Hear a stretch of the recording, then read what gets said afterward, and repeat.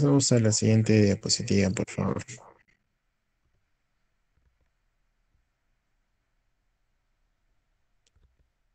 Puedes pasar a la siguiente, por favor. Listo. Muy bien. Entonces, el laboratorio hepático, vamos a ver que el laboratorio hepático tiene, o bueno, el hígado tiene múltiples funciones, ¿no? Hay función de secreción, hay función de almacén, hay función de, en general, coagulación, bastantes funciones. No se ve la pantalla.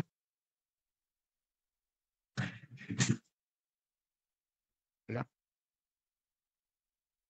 hola, hola.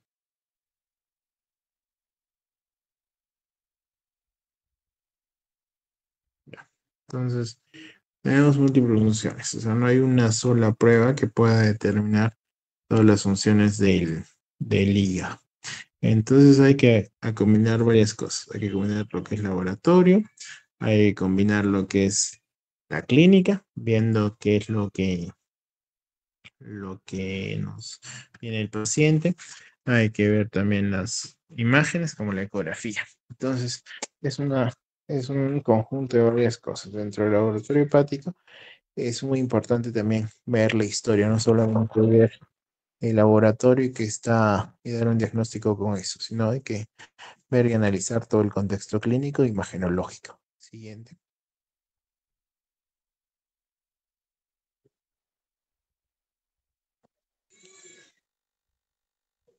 Entonces, lo que vamos a ver más frecuentemente en nuestro medio son estas enfermedades, ¿no? Las B y C, que son las crónicas, que vamos a ver a continuación. El hígado graso no alcohólico, que es el hígado graso secundario a problemas metabólicos y estas cosas. La hepatitis alcohólica, como su nombre lo dice, por el consumo excesivo de alcohol. La colistasis extrahepática, que es habitualmente también frecuente en nuestro medio por problemas biliares, de cálculos que se han migrado, que producen alguna patología. Enfermedades autoinmunes, ahí tenemos la hepatitis autoinmune y la colangitis biliar primaria, y genéticas como la hemocromatosis, ¿no? Entonces, todo esto vamos a analizarlo ahora, qué exámenes pedimos, cuál va a ser su laboratorio a seguir. Siguiente, por favor.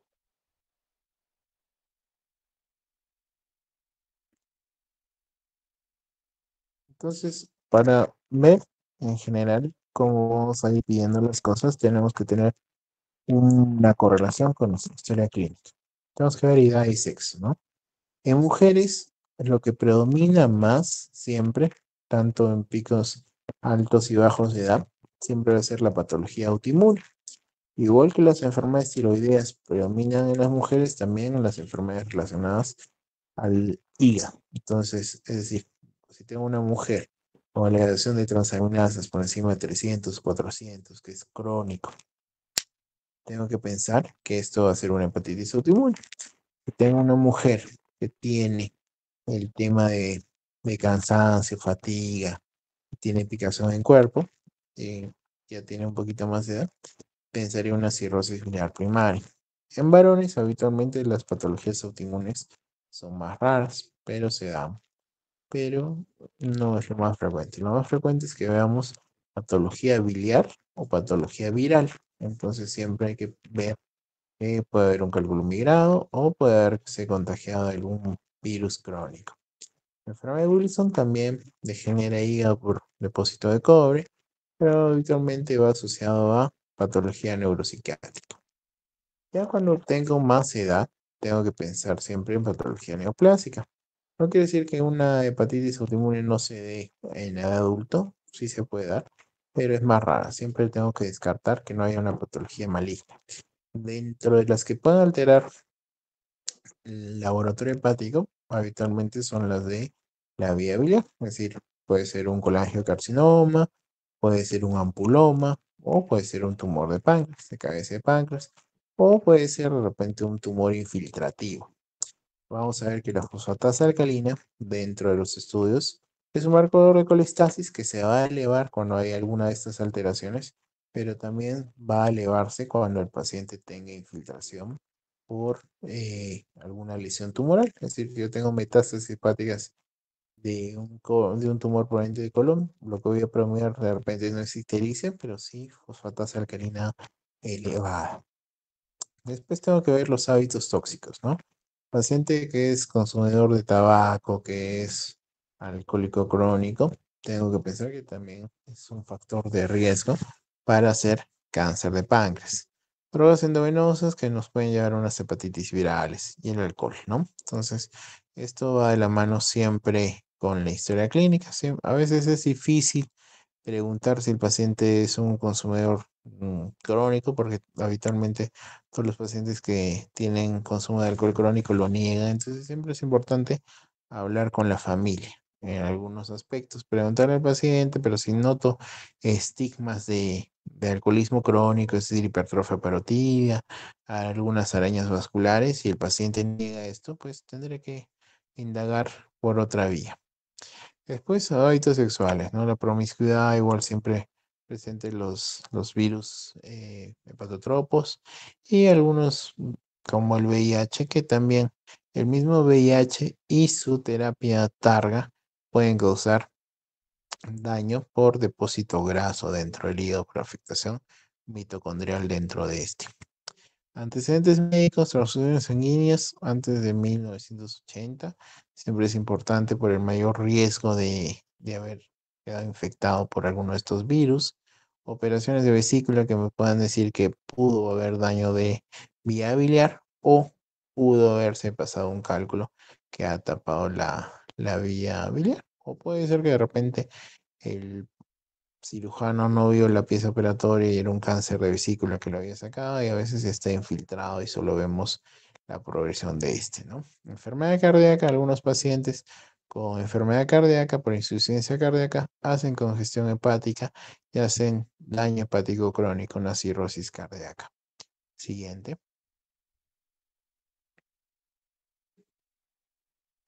Entonces vamos a ver siempre qué es la patología que predomina más.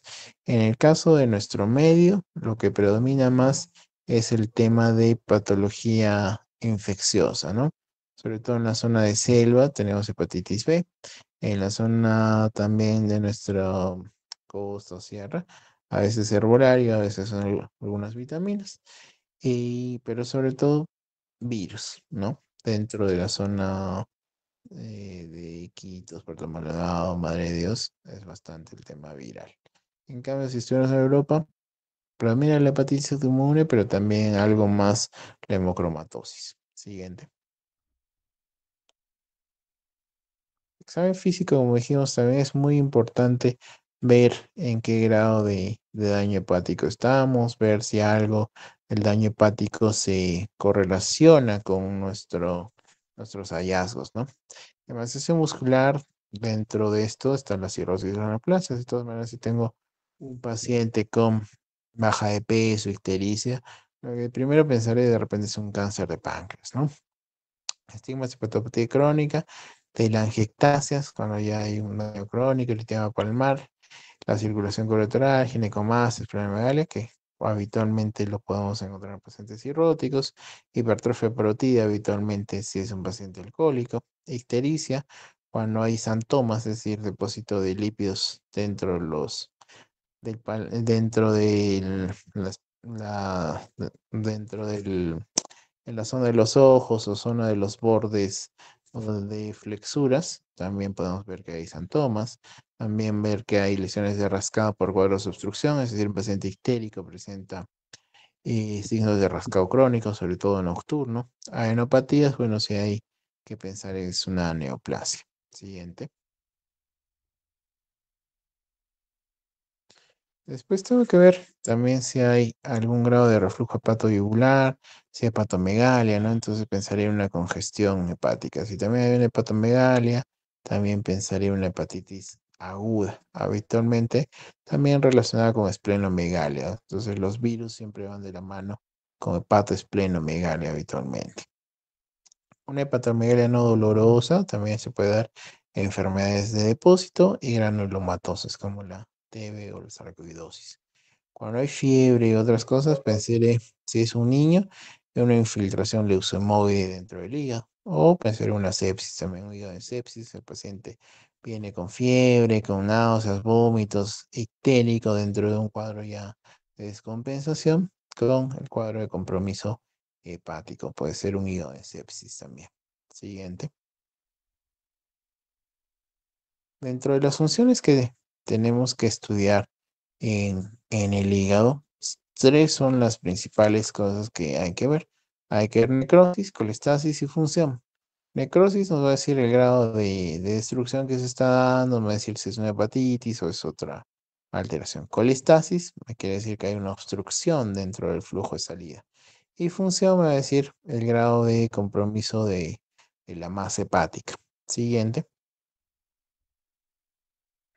Entonces, dentro de las eh, exámenes que nos pide para necrosis o integridad hepática, tenemos la TGO y la TGP.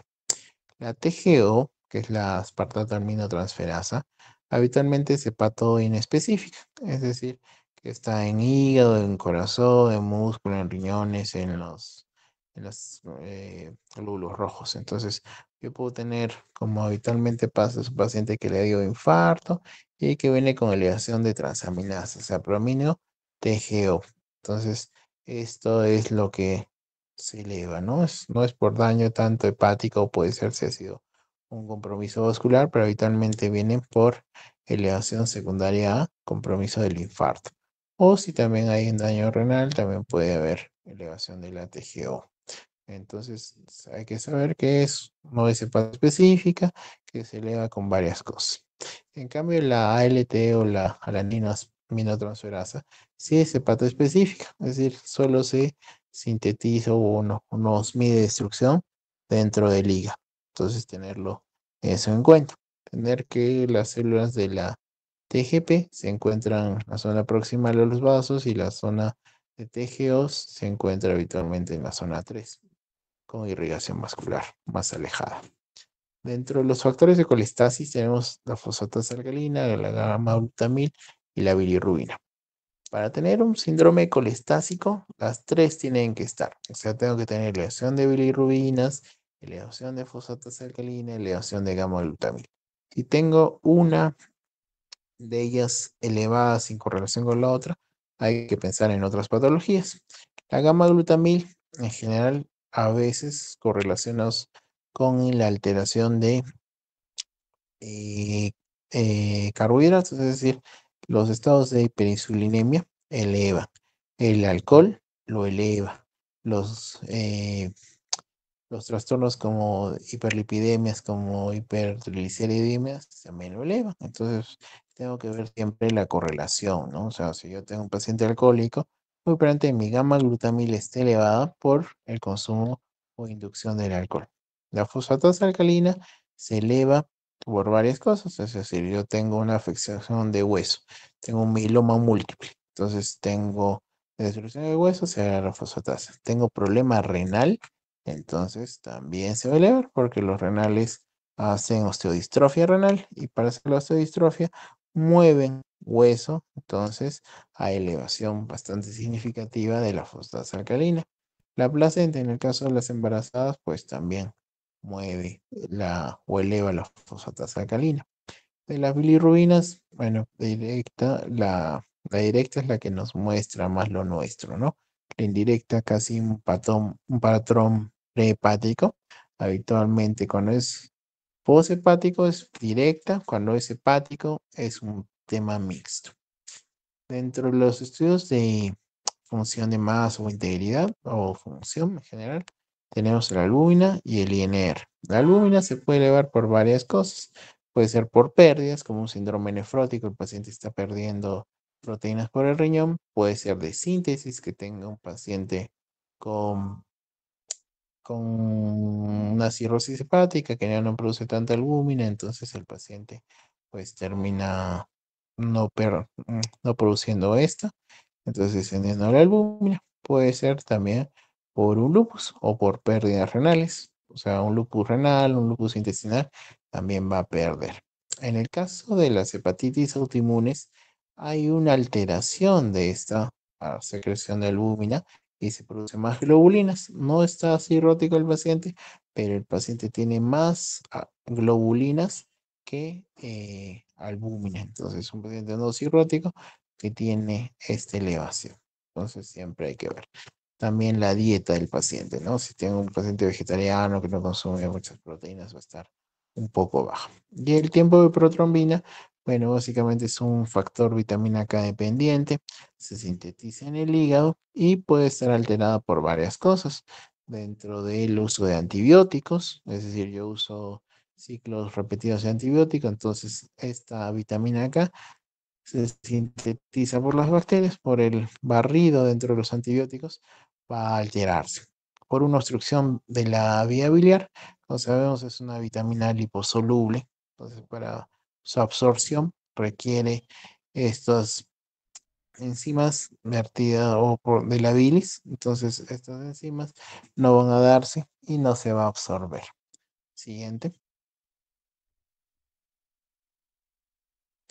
Entonces, básicamente los factores de necrosis tumoral o de necrosis celular dentro del hígado tenemos TGO y TGP. Entonces, lo más importante es ver el grado. O sea, si es agudo, va a estar más de 10 veces el valor normal, habitualmente en procesos virales o isquémicos. Es decir, yo tengo una hepatitis viral A, voy a marcar por encima de 1000 mis transaminasas.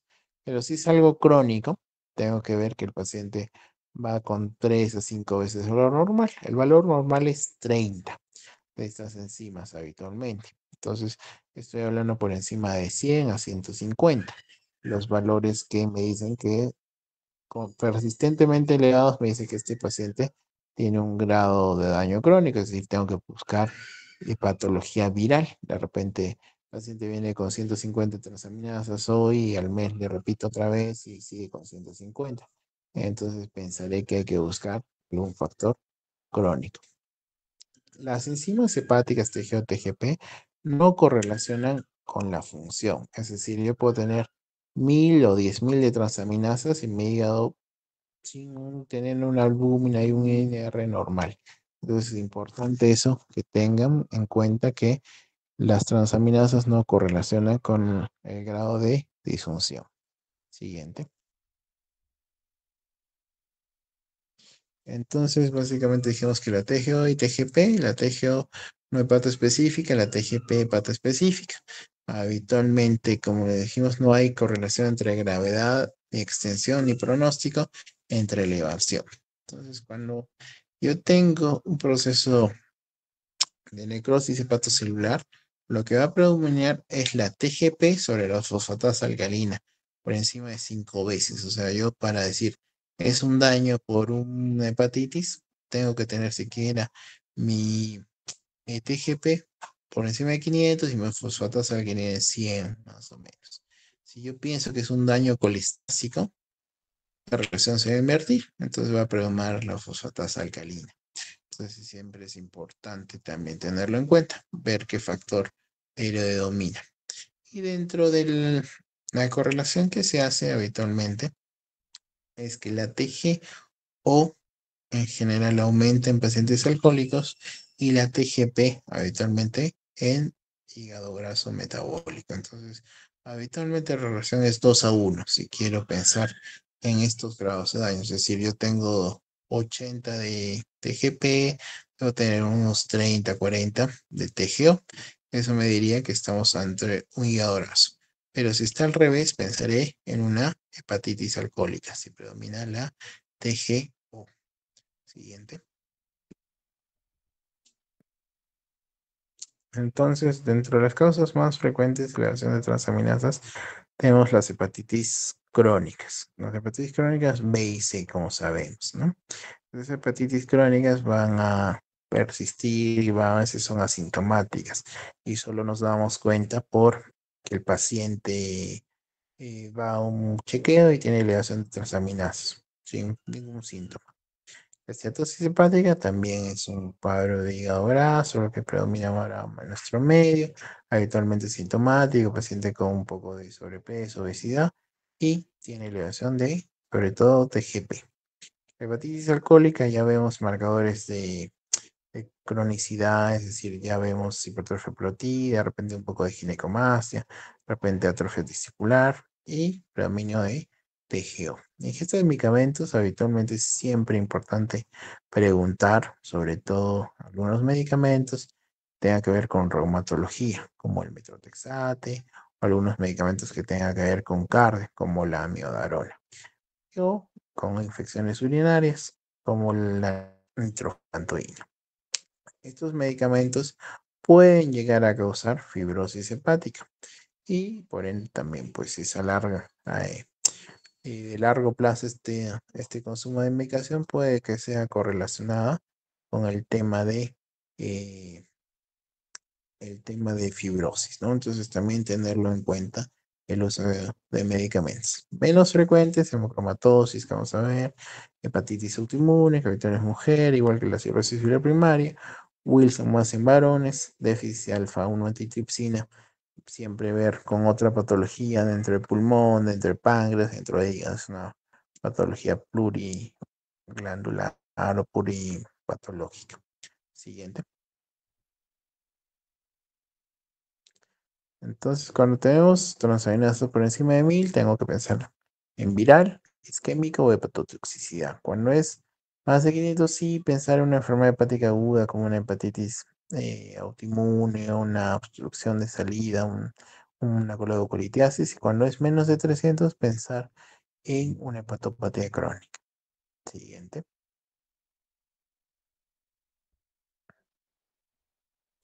Entonces tenemos pues los rangos normales que dijimos que es hasta 30. Tengo un paciente con cirrosis, siempre va a estar un poquito elevado sus niveles de transaminasas, pero es muy diferente que yo tenga 100, 200, a que tenga 5000, 6000. Entonces, ahí voy viendo qué patologías me están elevando. Por ejemplo, una hepatitis alcohólica. Habitualmente la hepatitis alcohólica, ya en grado, que el paciente viene ictérico y todo, solo cursa con transaminasas de 300 a 500, no llega más. En cambio, una hepatitis viral, como dijimos, van por encima de 1000. Y las hepatitis isquémicas con más alto volumen, ¿no? Por encima de 5000 a veces. Entonces, voy viendo los rangos de, de enfermedad que tengo, ¿no? Entonces, si tengo una hepatitis, pues viral, por encima de 1000, algo crónico, 200, 300. Una hepatitis alcohólica, 300 a 500. Una isquémica por encima de 5000. Siguiente. Entonces, en los alcohólicos, en general, ¿por qué predomina la TGO en vez de la TGP? La TGP se da porque el piridoxal no se da un déficit, una disminución de su cantidad en los pacientes alcohólicos. Entonces, por eso predomina la TGO sobre la TGP. Dentro de la isquemia, porque predomina la TGO, predomina porque la zona 3 es de poca vascularización y es donde se encuentran más las mitocondrias que producen o que sintetizan la TGO. Entonces, al haber poca irrigación y alta cantidad de mitocondrias, la zona más afectada, menos irrigada, entonces hay más destrucción de esto y produce más elevación de TGO. Entonces, tengo mucho de TGO, pues pensaré en una isquemia. Si tengo elevación moderada de TGO, pensaré en hepatitis alcohólica. Entonces, eso es importante. Aumento también de la DHL, ¿no? La DHL es un marcador en específico de destrucción, pero que va además asociado. Entonces, si yo tengo un cuadro isquémico, pensaré en pedir el tema de DHL, ácido láctico y TGO. Entonces, si veo esto, pensaré que el paciente tiene una hepatitis isquémica. Siguiente. La DHL, como dijimos, es un marcador inespecífico, se eleva con cualquier destrucción celular, pero lo que nos sirve solo es para ver el grado de congestión, bueno, el grado de destrucción, ¿no? Dentro de una hepatitis isquémica. Siguiente. Entonces, la hepatitis isquémica habitualmente es paciente en sepsis, bajo gasto, aumento muy importante de transaminasas, pero también es una disminución rápida. Es decir, sube y baja el paciente con las transaminasas. Lo corrigieron, le dieron, pusieron adrenalina, conversaron el tema cardíaco y baja las transaminasas rápidamente.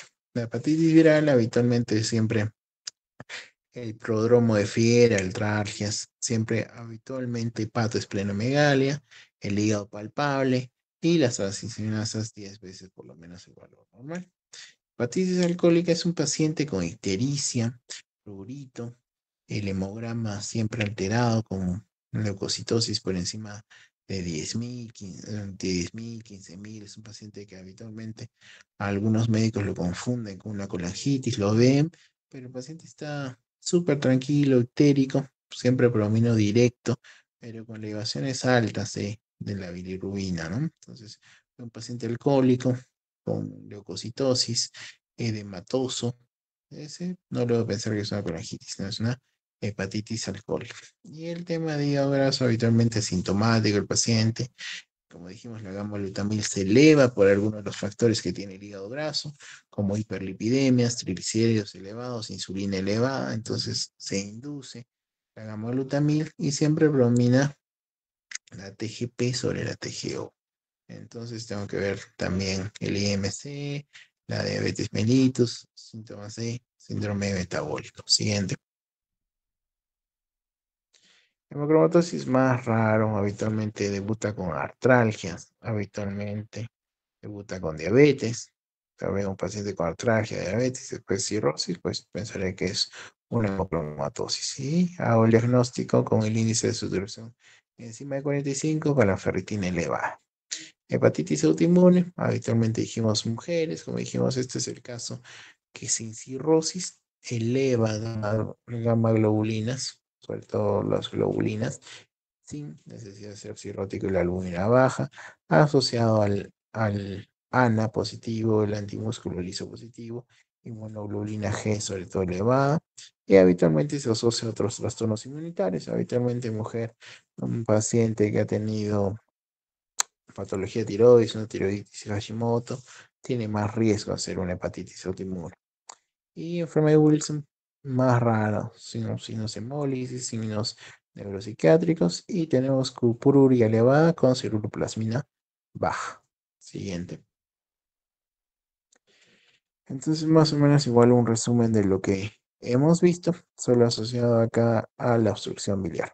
Los pacientes con coledocolitiasis también elevan transaminasas, no al rango de fosfatasa alcalina, pero sí hay una elevación de 5 veces a 5 a 10 veces el valor normal. Entonces también es importante. Pero lo que predomina es siempre la colestasis. Siguiente.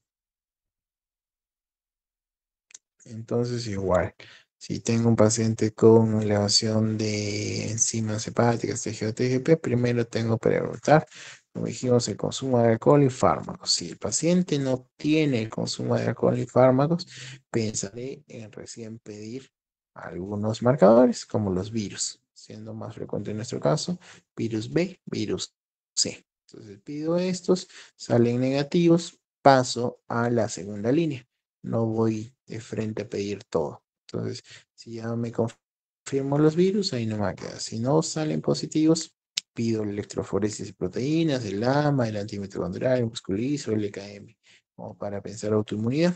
Ceruloplasmínico, pruria, más raro en nuestro medio, tenerlo como todavía debajo de la manga, no pedirlo de frente. Sí podemos pedir hierro, ferritina y ST para ver el grado que pueda haber, pero es también infrecuente en nuestro medio. Alfa-1 antitripsina habitualmente asociada a pacientes con compromiso pulmonar, compromiso hepático y siempre una ecografía abdominal, ¿no? Entonces, eso nos va a dar algunos hallazgos. Si tengo todo esto negativo, pensaré en otras pruebas no hepáticas, como CPK, perfil hepático, transglutaminasa para algunos celíacos, pueden elevar enzimas hepáticas, pero rangos bajos, 2 a 3 veces el valor normal, no más de eso. Y si no llego a ningún diagnóstico con todos estos marcadores, recién pensaré hacer una biopsia hepática. Siguiente. Entonces, para el virus C, igual tengo que pedir ELISA de tercera, cuarta generación para el virus. Antígeno de superficie, anticuerpo contra el antígeno de superficie y anticore para ver la infección, en qué grado nos encontramos. El virus E no es frecuente en nuestro medio, habitualmente es frecuente en otros medios como India y México. Habitualmente se transmite por carne de chancho.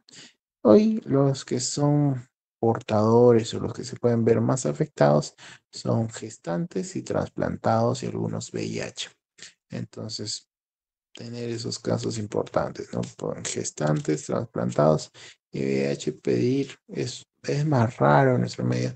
Siempre hay que pedir carga viral para virus E, que es también difícil de conseguirlo, pero sí se puede hacer. Cuando tengo un paciente con dolor, cirrosis, cambio en la coloración de piel, veo que puede ser un hemocromatosis. Entonces pedir el IST, transferrina, ferritina. Alguna alteración neuropsiquiátrica, pedir la corpúrula y la siroplasmina. Hipergamaglobulinemia, ANA, antimúsculo liso, LKM, verlo siempre en hepatitis autoinmune. Y electroforesis de proteínas para ver si hay algún déficit de alfa-1 antitripsina. Entonces, todo esto se asocia para el diagnóstico. Siguiente. También los fármacos, como dijimos, siempre nos preguntaba el paciente qué fármacos toma. Entonces, dentro de esos, hay que echarnos a buscar si el paciente es neurológico, si toma algo para epilepsia, si toma algo para hongos, si el paciente está en tratamiento de tubos prostáticos o cardíaco. También ver el tema de herbolario, ¿no? Entonces, el herbolario a veces, como está de moda tomar todos estos medicamentos naturales, pues también pueden producir algún daño. Y también drogas ilícitas como la cocaína, las anfetaminas, pueden producir daño en la vascularización, en el riego hepático, ¿no? Por vasoconstricción de la periferia. Siguiente. Ya pasando al tema de colestasis, habitualmente el tema importante es ver la bilirrubina, o sea, tasa. Entonces ya más o menos igual saben el ciclo de la bilirrubina, el metabolismo de la bilirrubina, pero ver que las directas son las que acá nos interesan un poquito más. Siguiente. Entonces tenemos tres tipos de ictericia. La prehepática, la hepatocelular y la colestásica. Lo más importante acá, ver qué es lo que predomina. Si es una prehepática, tanto la fosfatasa alcalina como la gamma-glutamil no se ven alteradas. Una prehepática, habitualmente el Gilbert o hemólisis. Las transaminasas habitualmente están normales, salvo la TGO, que como dijimos puede elevarse cuando hay destrucción de los glóbulos rojos, pero es leve. Entonces habitualmente transaminasas normales. Lo que predomina es bilirrubina indirecta. Como es prehepática, no hay alteración de INR. Caso contrario con la colestásica, ¿no? En el caso de la colestásica, como dijimos, necesitamos de bilis para la absorción de la vitamina liposoluble, que es la vitamina K. Entonces, en el caso de la ictericia obstructiva, lo va a corregir, pero sí se afecta cuando hay obstrucción. En la colestásica lo que predomina más es la fosfatasa alcalina gamma glutamil con predominio directo. Y en la hepatocelular, que habitualmente es un cirrótico, el paciente tiene una bilirrubina conjugada mixta, es decir, predominan 3,3, 2,2, más o menos de transaminasas. Y lo que predomina más es la TGO-TGP. Y si yo tengo una cirrosis o tengo un daño crónico, el paciente no corrige habitualmente con vitamina K. Siguiente.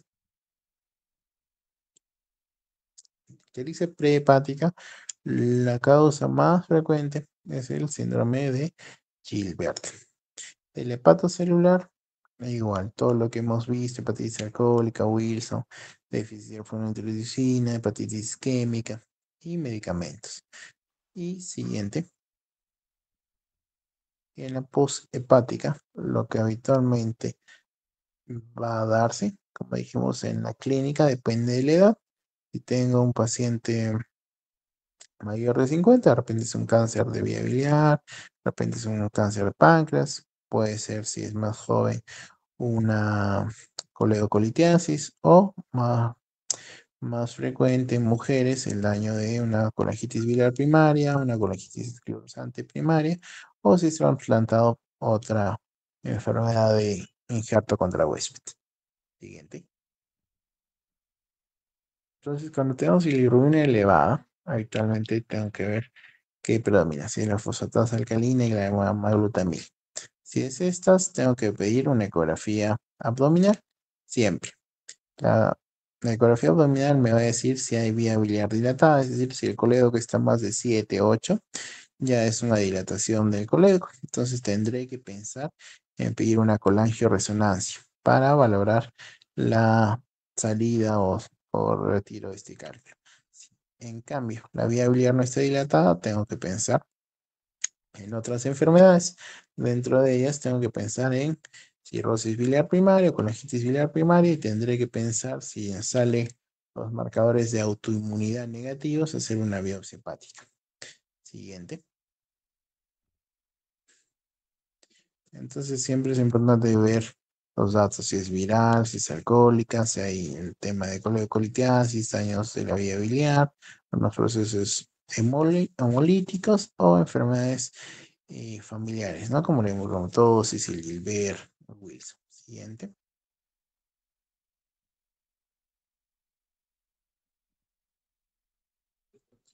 Siguiente. Dentro de la colestasis, lo que va a predominar más que todo es que se pegan las sales biliares a la dermis y esto va a producir prurito, que es lo más importante, ¿no? El paciente lo que se queja más es que le pica el cuerpo. Eso es lo que lo trae a la consulta. Entonces no lo trae la coluria, no lo trae la coli, lo trae es el prurito. Entre los otros síntomas, el paciente sí le preguntas, pero él no viene por eso. Si la orina la ha visto más cargada, sí, un poco más cargada, te dice. Y las heces, algo blanquecinas, pero no tanto, ¿no? Pero lo que ya nos dice colestasis habitualmente es el prurito. Siguiente. Entonces tenemos prurito, ictericia, coluria coli. Entonces tenemos que ver siempre la fosfatasa alcalina, gamma-glutamil y bilirrubina, ¿sí? Pensar que las sales biliares están metidas acá por depósito en dermis. Siguiente. Entonces dentro de la patología que se asocia a elevación de estas enzimas colestásicas, tenemos la droga. Algunas drogas como la amoxicilina clavulánica pueden producir colestasis, la colangitis biliar primaria también, la colangitis esclerosante primaria que habitualmente se da en pacientes con colitis ulcerotiva, ¿no? El colangiocarcinoma, el tumor de Klatskin o el mismo colangio, pueden producir el tema de obstrucción, parásitos como la fasciola, el ascaris pueden llegar a migrar a la vía biliar. Estrechez posquirúrgica después de una operación de vesícula puede llegarse a ver esto, o una migración de cálculo, o los carcinomas de papila, duodeno y cabeza de páncreas. Entonces, todo esto, tenerlo en cuenta para tener un diagnóstico diferencial en el paciente con ictericia. Siguiente. Dentro de los laboratorios, como dijimos, fosfatasa alcalina y gamma-glutamil. Entonces, tener en cuenta que igual en adolescentes, niños embarazadas, la fosfatasa alcalina no es tan confiable. Siempre se altera cuando hay problemas de riñón, hueso, hígado, intestino y placenta. Y puede preceder a la alteración de la ictericia. Entonces, siempre ver algunas cosas como los estrógenos, los YECAS, pueden elevar la fosfatasa alcalina, ¿no? Entonces, tenerlo en cuenta que siempre tienen que ir las tres juntas, ¿no? Como dijimos, no hay colestasis si no están las tres juntas. Siguiente. La amoglutamina es más hepatoespecífica, pero se induce por fármacos, alcohol, puede inducirse por hiperlipidemia, trastornos de la insulina. Entonces, también verlo. Y si está aislada, también pensar que es un marcador de fibrosis hepática dentro de un hígado graso. Siguiente. Igual, esto es básicamente muy parecido a lo que hemos visto. Siguiente, siguiente. Entonces, igual, cuando tengo colestasis, siempre tengo que ver mi fosfatasa alcalina y mi gamma glutamina. La ecografía, si hay dilatación, ya vimos, ver una colangioresonancia. Si está normal, tengo que ver los factores, pedir el AMA, que es el anticuerpo antimitocondrial. Si es positivo, ya hago el diagnóstico de cirrosis biliar primaria. Si es negativo, tengo que ver si hay ingesta de fármacos para suspenderlo. Si no hay nada, pensaré de repente en una colangitis biliar primaria de ducto pequeño, tendré que hacer una biopsia hepática. O si algo está alterado dentro de la resonancia, tendré que ver que puede ser una colangitis esclerosante primaria dentro de un tema de colitis ulcerativa, ¿no? Siempre la colangitis quirosante primaria va de la mano con la colitis ulcerativa. Siguiente. Igual, fosfatos alcalina, gamma glutamil, virulenol, siempre ver una ecografía y de ahí, si sale negativo, pedir una resonancia o marcadores de autoinmunidad. Siguiente. Igual, las colestasis extrahepáticas, igual una coledocolitiasis, la extraluminal, la pancreatitis crónica, síndrome irisis, un ampuloma. Siguiente. Y tema ya de función hepática, tenemos el INR y la albúmina.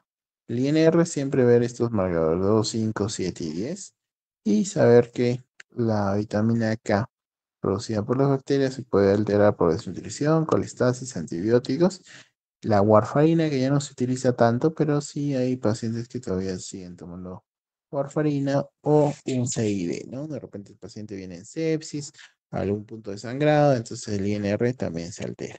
Y la albúmina, igual, sabemos que se sintetiza en el hígado, algunos factores que la alteran, pues enteropatías perdedoras, síndrome nefrótico, desnutrición y los mismos cirróticos. Siguiente. Listo. Entonces les paso para hacer el tema de hepatitis virales. Esperen un segundito.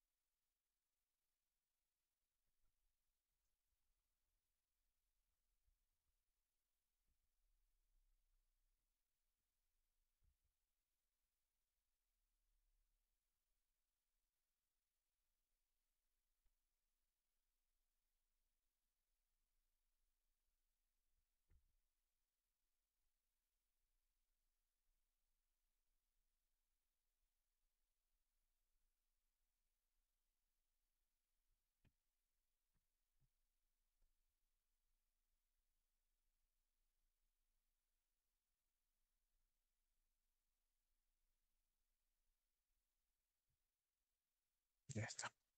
Ya te pasé el otro link para hacer hepatitis crónicas.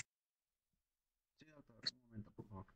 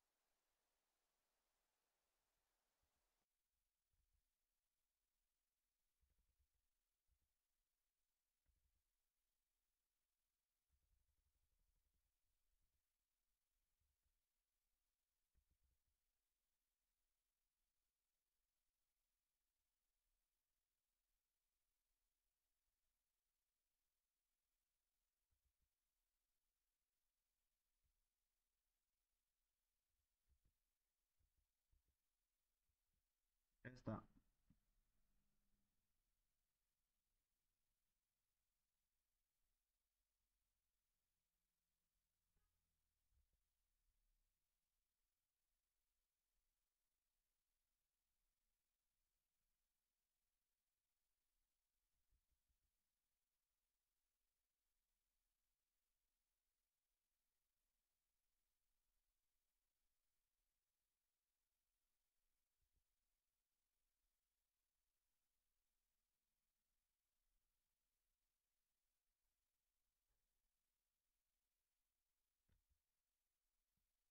Sí se mira la presentación.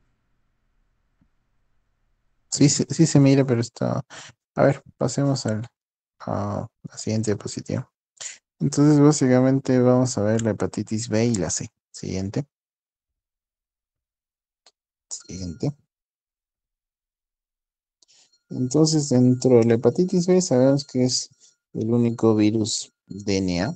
Habitualmente es paciente que se infecta habitualmente vía transmisión sexual o transmisión parenteral. El periodo de incubación de 45 a 160 días y habitualmente este es el virus que predomina más en nuestro medio, más que el C. Entonces hay que conocerlo bien. Entonces, siguiente. Entonces, básicamente tiene unas proteínas que nos van a ayudar a identificarlo.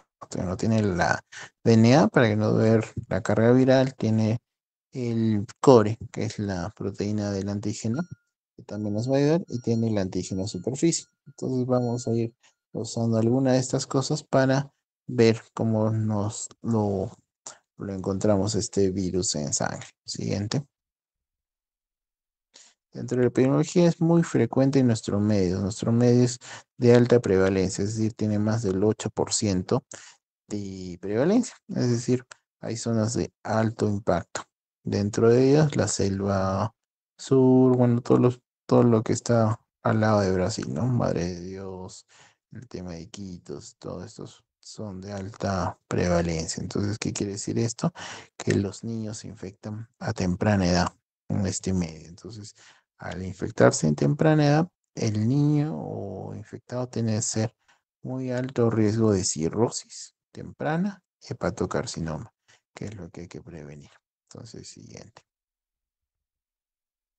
Entonces, nuestro país está en una zona roja de alta prevalencia. Entonces, ver que vamos a tener algunos pacientes que vengan con tumores a los 20, 30 años, con un tumor grande de hígado. Entonces, siempre ver de dónde viene. Habitualmente es el siguiente. Entonces, acá está nuestro país, en el más del 8%. ¿Qué quiere decir esto? Tasas de infección a temprana edad. ¿Qué quiere decir que estamos en un paciente, en una prevalencia baja, que habitualmente nos infectamos en edad adulta? ¿Cuál es la diferencia? Que la cronicidad es más alta. Es decir, como ven, si yo tengo un paciente que se infecta en adulto, pues el tema de que se vuelva crónico es poco, pero cuando se infecta en edad temprana, el riesgo de cronicidad es grande y por la transmisión perinatal. Siguiente. Entonces, básicamente, el reservorio es el hombre, la desmitro percutáneo permucoso y algunos líquidos que pueden transmitir sangre y sobre todo semen, secreción vaginal. Más baja la lactancia materna. Por eso en estos pacientes en zonas de alta replicación del virus, habitualmente la lactancia materna no está contraindicada en zonas de alta prevalencia. El riesgo de transmisión es muy bajo. Siguiente. Entonces, vamos a ver que lo más que tenemos son secreciones inolentas, que el útero puede transmitir, sí, pero hay que tener el tema de la quimioprofilaxis, que habitualmente se inicia habitualmente de las 20, 27 semanas. Entonces, siempre tenemos que detectar a estos focos de personas con hepatitis B.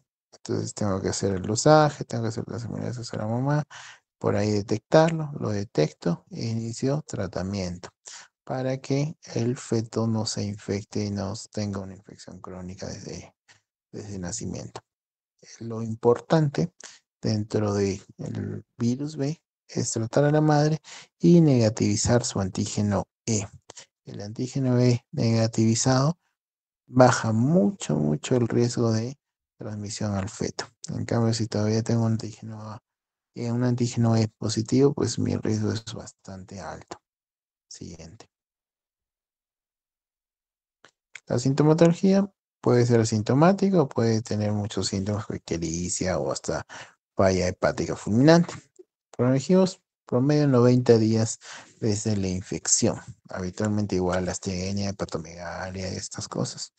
Y las transaminasas depende, si el grado de inmunidad nos ayuda a eliminar el virus o no nos ayuda a nada. Si el paciente tiene un tema de inmunidad venida baja, el paciente va a ser crónico, sin síntomas en el momento de infección, pero sí el paciente tiene un sistema de autoinmunidad o de inmunidad bueno, pues el paciente va a ser una hepatitis con ictericia, elevación de transaminasas y con la posibilidad que este no llegue a la cronicidad, ¿no? Entonces, siguiente. Esta es la vía de replicación de los hepatocitos, entra, y acá el que va a destrozar a la infección de los virus B es nuestro sistema inmune. Por eso es importante tener un sistema inmune adecuado. Entonces, el virus no es citopático, sino es que nuestro sistema inmune lo trata de matar. Por eso, como dijimos, en niños con un sistema inmunitario bajo, como ellos lo tienen, el virus entra y se replica en gran cantidad, produciendo proteínas como la X, que pueden producir tumores y cirrosis a temprana edad.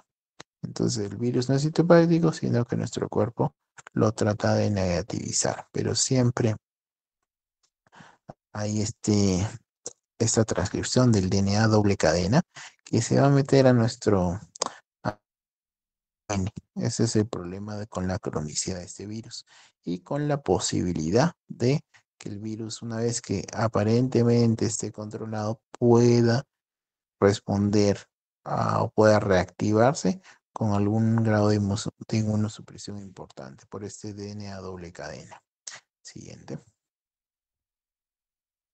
Entonces, la hepatitis B lo que va es ir contagiando a nuestros hepatocitos, va a dejar su antígeno de superficie dentro del hepatocito y va a hacer que los macrófagos o células citotóxicas vengan a devorarlo y destruirlo. Por ende, la destrucción y elevación de transaminasas por la misma destrucción de estas células. Siguiente. Entonces el virus va a entrar las partículas del core y se va a botar el DNA y luego va a ir con este DNA doble cadena y se va a transcribir en nuestro núcleo y por ende va a empezar a usar toda la maquinaria de nuestros hepatocitos para replicarse. Entonces usa nuestra célula como fábrica para producir más viriones. Entonces esto es lo particular del virus B. Siguiente. Entonces, la hepatitis B aguda es lo más frecuente. Cuando es aguda en adultos, solo es una cronificación en 5 a 10% y esto puede aumentar si en pacientes con grados de inmunosupresión. Igual siempre ver historia clínica por donde se contagió y ver que hay elevación de transaminasas. Siguiente. Siguiente. En caso de la infección aguda, solo se trata la hepatitis viral B aguda cuando el paciente tiene riesgo de estar presentando una falla hepática. En hepatitis viral B aguda, se espera que el paciente responda con su mismo cuerpo a la infección. Entonces, salvo que el paciente haga una necrosis severa, que el paciente haga una falla hepática, recién le damos tenofovir o entecavir como drogas de elección. Siguiente. Ya pasando a la cronicidad, pues esto es lo que más nos interesa. El paciente, bueno, va a ser asintomático, actualmente no hace ningún síntoma, está tranquilo y debuta con un hepatocarcinoma o ya con una cirrosis. Entonces, ¿dónde más predomina? En varones. Habitualmente es más, 100 veces más infeccioso que el VIH, por eso es bastante importante el control o la prevención tipo barrera en estos pacientes. Y lo que dijimos, el DNA doble circular, doble cadena, es el que se va a meter a nuestro núcleo y es el que va a hacer que nuestra célula sea un productor de viriones y también esto va a hacer que este virus se adhiera a nuestro DNA y nos produzca las recaídas al suspender terapias, nos produzca recaídas cuando el paciente toma inmunosupresión. Siguiente. Entonces, igual, lo que vamos a ver dentro de la infección virus C es el antígeno de superficie, que habitualmente está mientras está el virus, que habitualmente se correlaciona más de 6 semanas, ya es crónico. El antígeno E va a estar mientras que esté replicándose el virus. Puede ser que negativicemos el antígeno E y con ello, bueno, pare la replicación. El DNA del virus va a estar presente igual mientras haya replicación y las transaminasas van a ser fluctuantes cuando haya destrucción o cuando haya calma dentro de estos. Y el anticuerpo core total siempre va a estar presente en nuestro cuerpo. Siguiente. Entonces, el porcentaje de cronicidad, como dijimos, es más frecuente crónico cuando se infectan antes de los 5 años y 5 a 10% cuando se infectan en la edad adulta. Entonces, esto es muy importante para tener en cuenta si vemos, si trabajamos en una zona de alta prevalencia como es la nuestra, pero sobre todo en la zona de selva. Siguiente. Entonces, de acá solamente para tener en cuenta, si estamos en una zona de prevalencia, su CERU se va a el CERU es una zona selvática, entonces siempre, siempre hacer tamizaje todas las gestantes que tengan. Entonces hay que ver desde el primer trimestre, hacer tamizaje contra hepatitis B. Entonces doso mi antígeno de superficie. Si mi antígeno de superficie es positivo, ya voy viendo que este niño se puede estar infectando. Entonces vamos a bajar carga viral y tratar de negativizar el antígeno E. Entonces iniciamos con tenofovir, que es un medicamento seguro que lo tenemos en nuestro medio y es para fácil de conseguirlo en los programas. Entonces lo que tengo que es negativizar, dosar otra vez el antígeno de superficie y ver el tema de inmunización activa y pasiva. Es decir, el niño, la madre recibe el el tenofovir, pero ya naciendo el bebé lo tengo que vacunar y pasarle inmunoglobulina contra el antígeno B. Tengo eso, ya estoy más tranquilo. Como dijimos, el niño puede recibir lactancia, lo que sí hay que siempre curar algunas heridas que se puedan dar durante la lactancia, otras cosas para que no se exponga a sangre. Siguiente. Entonces, dentro de la hepatitis B hay varias fases. Fase de inmunotolerancia, inmunoactividad, fase de portador inactivo crónico y fase de reactividad.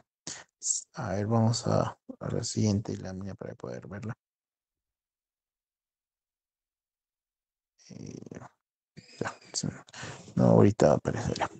Entonces, dentro de los marcadores que vamos a ver, siempre tenemos que ver el antígeno de superficie. Esto, mínimo 6 meses para decir que es crónico y va a estar presente hasta que el virus esté replicando. El DNA va a estar igual.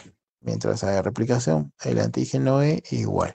Nos mide para ver replicación. El anticuerpo contra el antígeno superficie es lo que nos va a dar la seguridad que el paciente ya no está replicando, por lo menos clásicamente, o no decir que el paciente está curado o está vacunado. El anticuerpo contra el core total lo que nos dice es que el paciente ha tenido contacto, pero ya en nuestro cuerpo lo ha generado inmunidad. el anticuerpo contra el antígeno E es que el paciente, bueno, ya hizo la inmunidad y ya no está replicando. Y las transaminasas igual nos sirven para ver el grado de destrucción. Entre más transaminasas elevadas, más grado de destrucción. Y esto es lo que lo vamos a seguir. Mis transaminasas tienen que regularizar. Si empiezan a elevarse, tengo que pensar que hay un flare o una activación de la hepatitis. Siguiente. Entonces, acá vemos. Entonces, a ver, avanza una más. Acá está más fácil. Entonces, voy a ver mi carga viral, mis niveles de transaminasas, mi antígeno E y mi anticuerpo contra el antígeno E. Entonces, veo la fase de inmunotolerancia, que es la primera. Entonces, esto se da cuando el paciente es niño, cuando el paciente no tiene una inmunidad importante. Mi carga viral es alta, pero mis transaminasas son normales. Tengo unas transaminasas normales y una carga viral súper alta. Entonces, ¿qué quiere decir? Que el virus está replicando usando nuestros hepatocitos, pero no genera destrucción porque es las células de nuestro mismo cuerpo las que lo van a destruir. Entonces, hay mínima inflamación y mínima fibrosis. Ya en la fase de inmunoactividad, nuestro sistema inmune maduró y trata de destruir las células infectadas. Entonces, acá el DNA va a ir en reducción y las transaminasas van a ir en ascenso. Justo en esta fase de inmunoactividad es donde se trata de agarrar al paciente, dándole tratamiento aquí en esta fase. Lo detecta el paciente es crónico, ya sé que tiene más de 6 meses de infección, puedo darle un tratamiento óptimo acá. O si es agudo, bueno, dejarlo ahí. Entonces, en- acá justo lo que se espera es la negativización del antígeno E, es decir, que la replicación del virus caiga y pase a ser un portador inactivo. Es decir, mínima fibrosis, una hepatitis moderada, ya mis transaminasas bajan y ya mi antígeno, anticuerpo contra el antígeno E ya se está presentando. Y puedo tener una reactivación, que en este caso es que el paciente pues tenga un grado de inmunosupresión y tenga uso de corticoides o algunos medicamentos y pueda generar que el virus se reactive otra vez. Siguiente. Entonces igual. Inmunotolerancia, transaminasas bajas, carga viral alta. Siguiente. Inmunoclearance, dijimos que básicamente segunda o tercera edad y hay un daño crónico, pero pues, se produce que nuestro cuerpo lo está eliminando. Todavía tengo antígeno de superficie positivo, el antígeno E ya está tratándose de eliminar. Entonces pasamos al siguiente, que es el portador inactivo crónico, que ya se negativizó nuestro antígeno E, ya apareció el anticuerpo contra el antígeno E y ya se normalizaron más o menos mis transaminasas, la carga viral cayó y bueno, ahí estaría entre comillas curado. Siguiente. Y la reactivación, resolución fue pues, en el paciente con el antígeno E que puede tener acá habitualmente es un paciente que puede ser un mutante contra el antígeno E. Es un paciente que tengo anticuerpos del antígeno E, pero empieza a replicar. Entonces, hay algunos casos por inmunosupresión o llegar al caso que sea una resolución que ya llegue a ser antígeno de superficie negativo. Siguiente.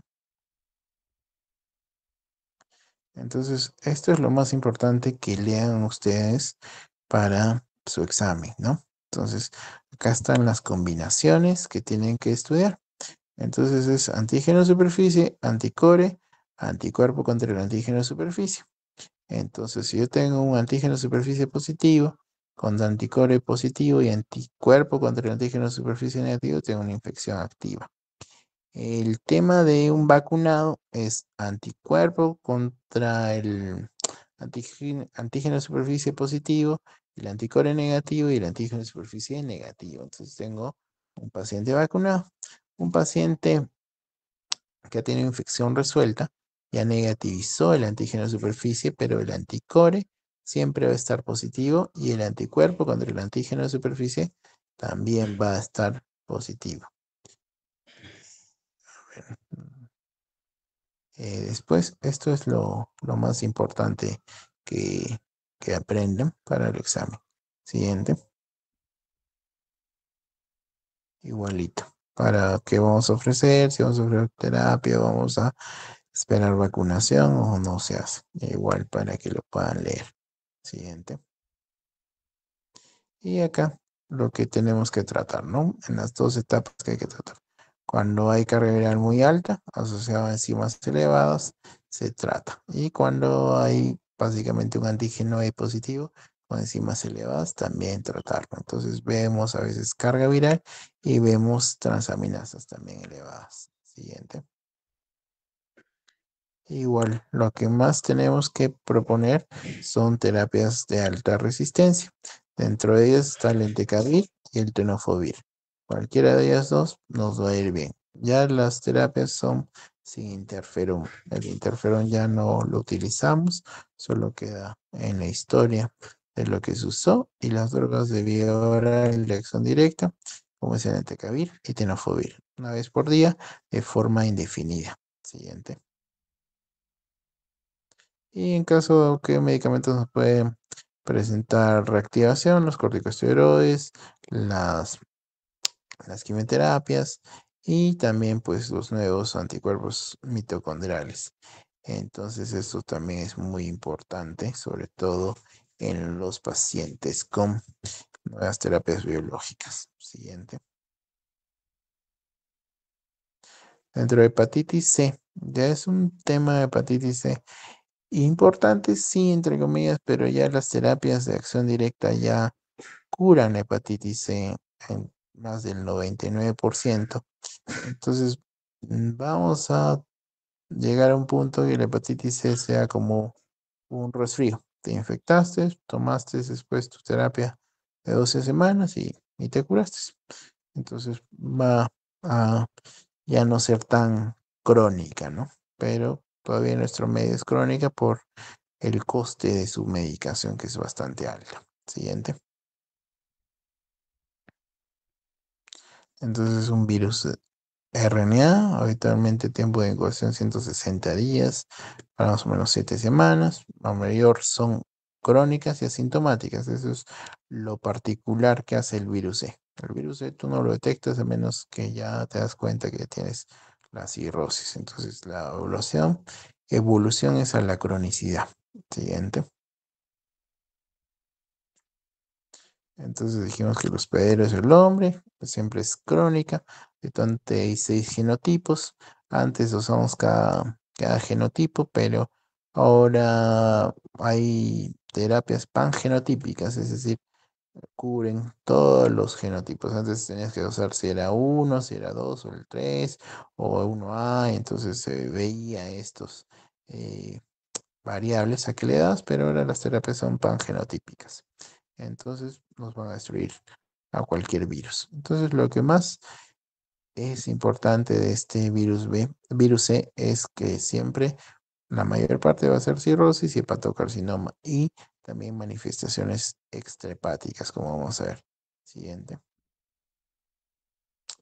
Entonces esto es el componente del virus. Antes veíamos que teníamos que usar para los inhibidores N5A o si era proteasas o si era N5B en general.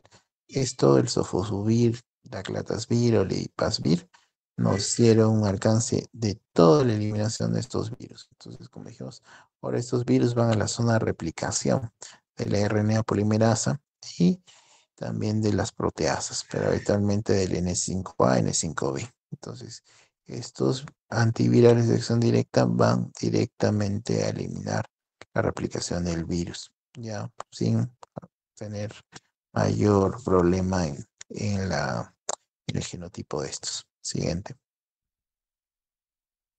Entonces, el virus C, frecuente en nuestro medio, habitualmente más en Europa por el consumo de drogas endovenosas. 85% hace cronicidad y un 5-25% bueno, va a tener un hepatocarcinoma. Entonces, lo más importante, el uso de drogas y transfusiones sanguíneas antes del 80-85. Y lo que es frecuente en nuestro medio es, sí, pacientes en hemodiálisis. Siempre hay, los pacientes renales se infectan bastante virus. Sí, eso es lo que habitualmente tenemos. Siguiente. Entonces, igual hemodiálisis, transmisión materno-fetal, transfusiones y habitualmente son asintomáticos. Siguiente. Igual, detectamos con ELISA tercera generación cuando habitualmente es crónico. Antes no lo detectamos, entonces 1 o 2% es crónico. Vemos el ELISA y vemos en qué grado están en el virus C. Habitualmente siempre hay que hacer fibroscan porque este virus genera mucha fibrosis dentro del hígado, entonces siempre tenemos que ver y estadificarlo en qué grado de fibrosis está. ¿Está compensado o si es una cirrosis, ¿no? Y ver si no está descompensado o tiene alguna manifestación de hepatocarcinoma. Y como dijimos, el virus C tiene algunas manifestaciones extrahepáticas, como la diabetes, también es parte de la manifestación del virus C, creugilinemia, líquen plano, glomerulonefritis membranosa. Siguiente,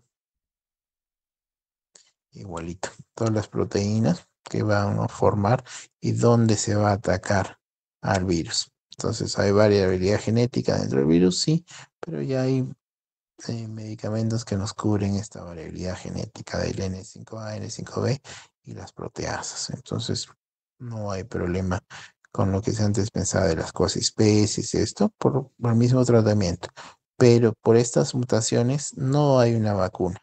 Es lo que no podemos crear una vacuna contra el virus, sí, pero sí podemos, si se ha creado o si se ha formulado un tratamiento ya definitivo contra este virus. Siguiente.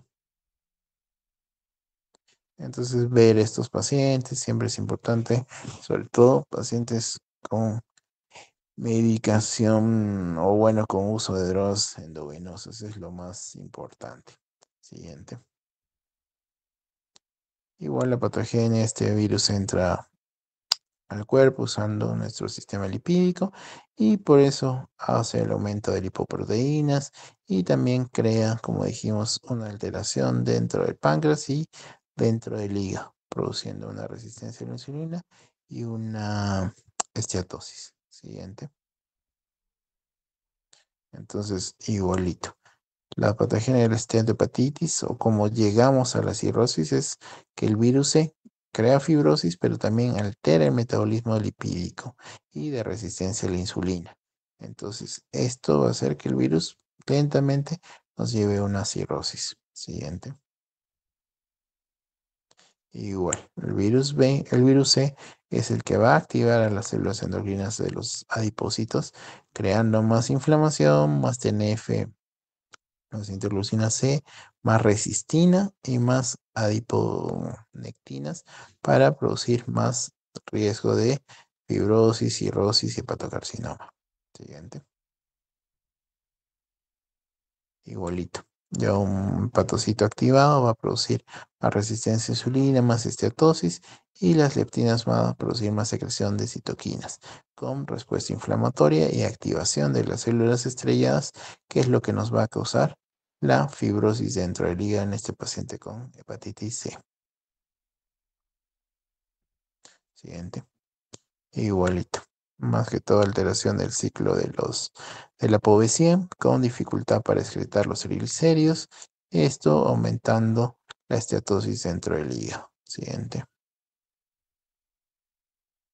Igualito, la resistencia a insulina que se genera por manifestación extrahepática dentro de estos pacientes va a aumentar factores de expresión de transferrina y esta va a producir más ferritina sérica que va a funcionar como reactante de fase agudo y como radical libre dentro de las células del hepatocito, produciendo más destrucción.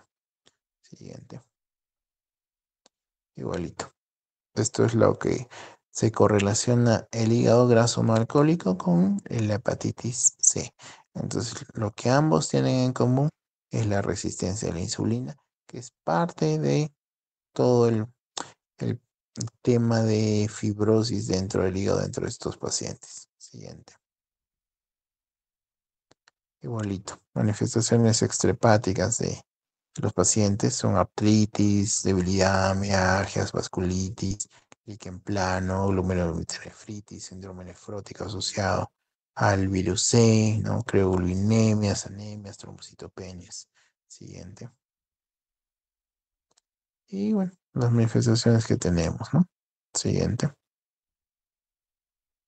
El diagnóstico básicamente es hacer el ELISA, tenemos positivo, pedimos la carga viral y antes se pedía tipificación del genotipo, ahora solo con la carga viral ya podemos iniciar tratamiento.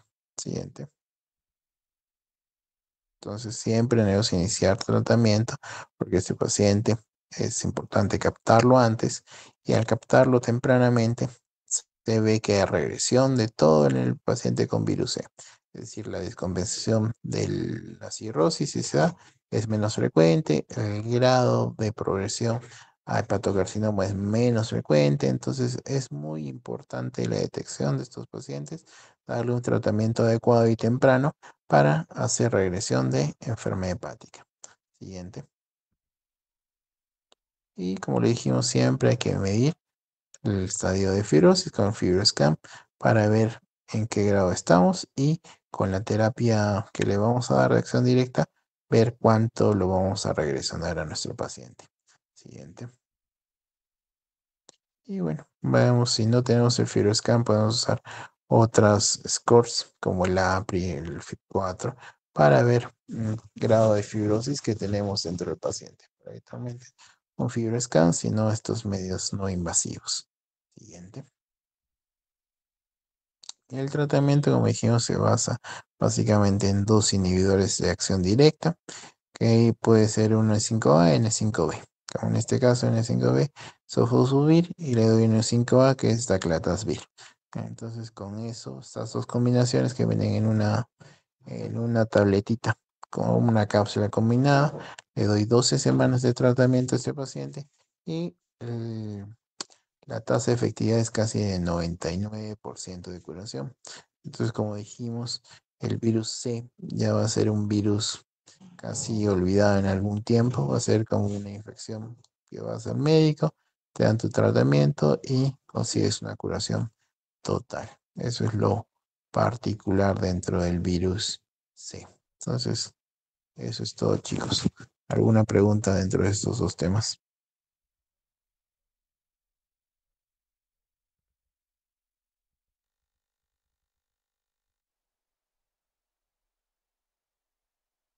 Listo, chicos. Si no hay preguntas, gracias. Espero que les haya quedado. Muchas gracias. Hasta luego.